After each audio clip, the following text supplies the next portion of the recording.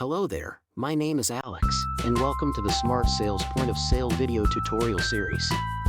In this video, we'll be showing you how to update your stock or inventory count. To begin, log into the Smart Sale Inventory and Reporting application.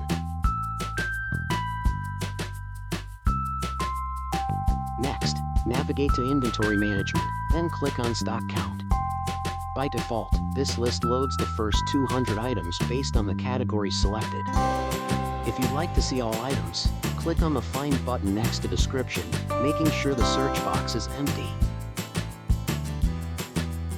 This screen shows the current quantity of each item in inventory. To update a count, simply enter the new counted quantity here in this box, and then click on Save Entries. And that's it for updating your stock count. If you have any questions, please don't hesitate to email or call us. Thank you for watching.